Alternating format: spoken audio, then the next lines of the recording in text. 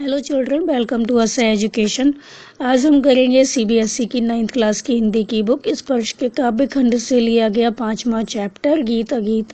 ये जो कविता है वो लिखी गई है रामधारी सिंह दिनकर जी के द्वारा।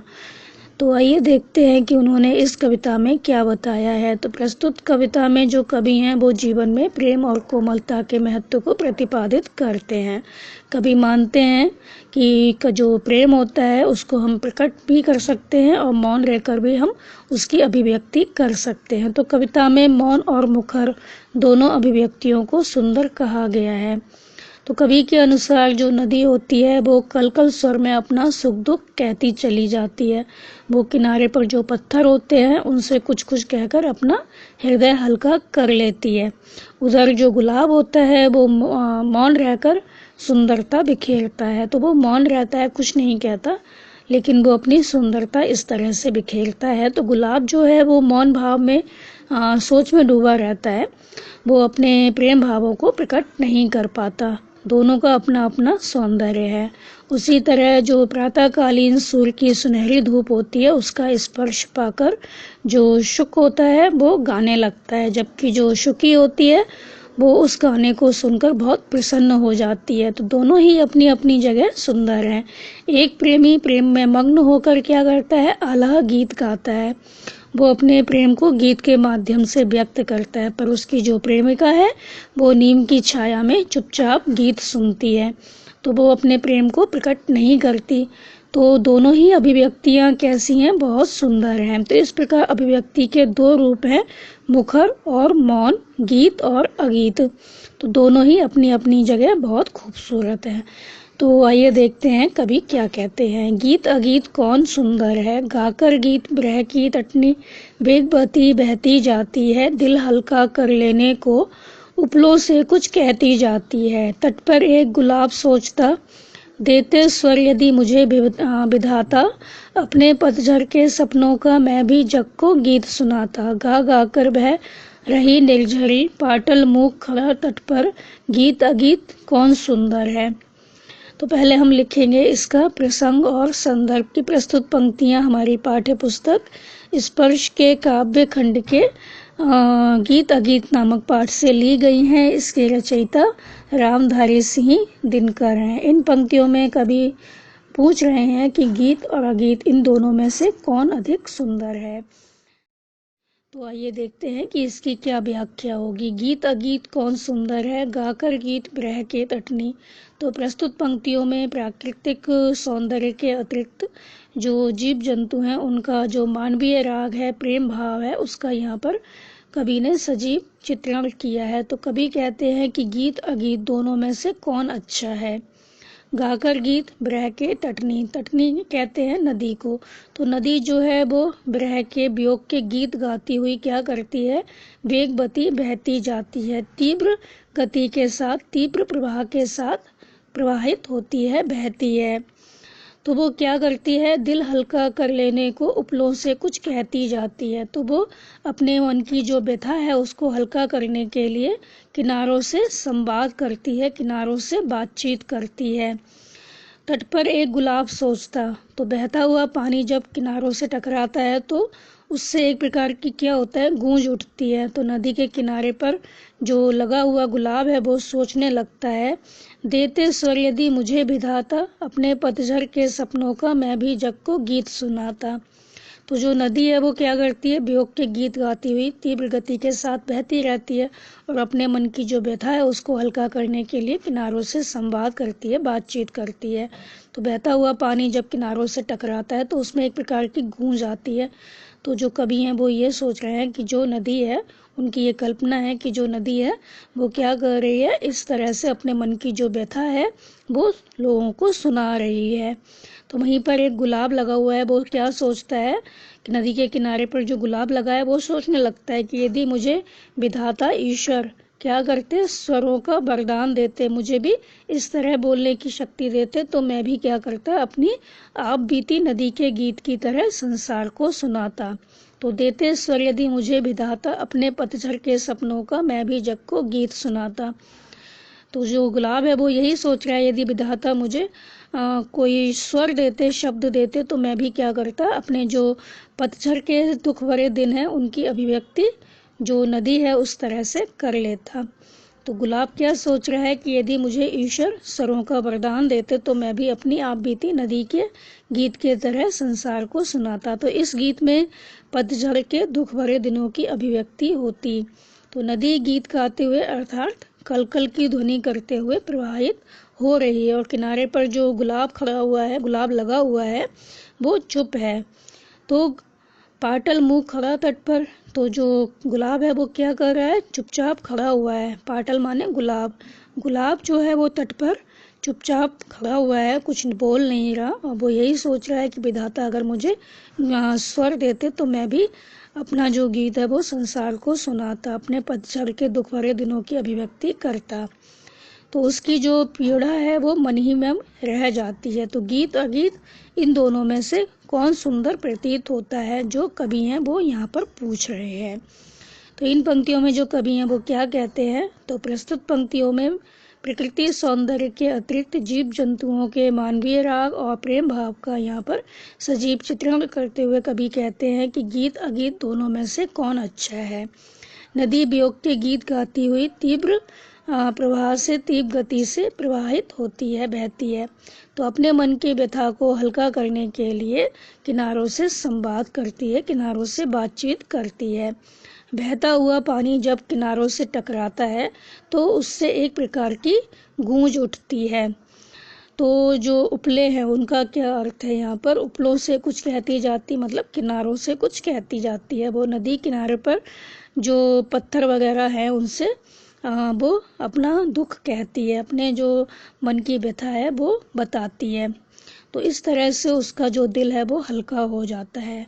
तो नदी के किनारे पर जो लगा हुआ गुलाब है वो सोचने लगता है कि यदि मुझे ईश्वर स्वरों का वरदान देते तो मैं भी अपनी आप बीती नदी के गीत की तरह संसार को सुनाता। तो इस गीत में क्या होता, पतझड़ के जो मेरे दुख भरे दिन हैं उनकी अभिव्यक्ति होती। तो नदी जो होती है वो गीत गाते हुए अर्थात कलकल की ध्वनि करते हुए प्रवाहित हो रही है और किनारे पर जो गुलाब लगा हुआ है वो बिल्कुल चुप है। तो उसकी जो पीड़ा है, उसका जो दुख है वो मन में ही रह जाता है। तो गीत और अगीत दोनों में से कौन अधिक सुंदर प्रतीत होता है, तो जो कवि हैं वो यहाँ पर पूछ रहे हैं। तो पाटल माने होता है गुलाब, मूक माने मौन। तो इसमें जो शिल्प सौंदर्य है उसमें हम लिखेंगे कि प्रस्तुत पद्यांश में प्राकृतिक सौंदर्य है वो जीवंत हो उठा है, सजीव चित्रण किया गया है प्राकृतिक सौंदर्य का। तत्सम प्रधान शब्दावली का प्रयोग किया गया है, भाषा सरल है, सरस है और चित्रात्मक होने के कारण जो कवि का वर्णन है वो सजीव लगता है। तो हमें ऐसा लगता है कि नदी बह रही है, गुलाब लगा हुआ है, ये सब चीज़ें हमें सामने दिखाई देती हैं। तो चित्रात्मक होने के कारण क्या है, ये जो वर्णन किया है कवि ने वो हमें सजीव प्रतीत होता है। अनुप्रास अलंकार का प्रयोग किया गया है, खड़ी बोली का प्रयोग किया गया है, भाषा में लयात्मकता है व गीतात्मकता है और भावात्मक और उदाहरणात्मक शैली का यहाँ पर प्रयोग किया गया है। आगे कवि कहते हैं, बैठा शुक उस घनी डाल पर जो खोते पर छाया देती, पंख फुला नीचे खोते में शुकी बैठ अंडे सेती। गाता शुक जब किरण बसंती, छूती अंग पर से छनकर, किंतु शुकी के गीत उमड़कर रह जाते स्नेह में सनकर। गूंज रहा शुक का स्वर बन में, फूला मग्न शुकी का पर है, गीत अगीत कौन सुंदर है। तो पहले हम लिखेंगे यहाँ पर इसका प्रसंग और संदर्भ की प्रस्तुत पंक्तियाँ हमारी पाठ्य पुस्तक स्पर्श के काव्य खंड के गीत अगीत नामक पाठ से ली गई हैं। इसके रचयिता रामधारी सिंह दिनकर जी हैं। इन पंक्तियों में जो कवि हैं वो पूछ रहे हैं कि गीत अगीत दोनों में से कौन अधिक सुंदर है।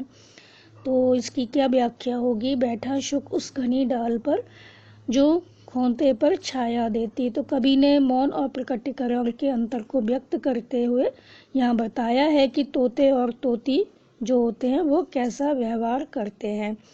तो कवि ने मौन और प्रकटीकरण के अंतर को व्यक्त करने के लिए तोता और तोती के व्यवहार को सामने रखा है। तो वो कहते हैं कि शुक जो होता है, तोता जो होता है, तो वो कहाँ बैठा है, वृक्ष की उस घनी डाल पर बैठा है। बैठा शुक उस घनी डाल पर, तो जो शुक है, तोता है, वो वृक्ष की उस घनी डाल पर बैठा है। जो खोते पर छाया देती। खोते कहते हैं घोंसले पर, जिसकी छाया उसके घोंसले पर पड़ रही है, उसी वृक्ष की डाल पर बैठा हुआ है। पंख फुला नीचे खोते में, शुकी बैठ अंडे है सेती। तो उसी घोंसले में जो शुकी है वो क्या कर रही है, अपने जो अंडे हैं उनको से रही है। उसी घोंसले में शुकी भी बैठी है, वो अपने पंख फुलाकर अपने अंडों को से रही है। शुकी बैठ अंडे है सेती। गाता शुक जब किरण बसंती, छूती अंग पर से छनकर। तो जब सूरज की बसंती किरण क्या करती है, पर माने पत्तों से छनकर आती है और उसके अंगों को छूती है, तो वो प्रसन्न होकर गा उठता है।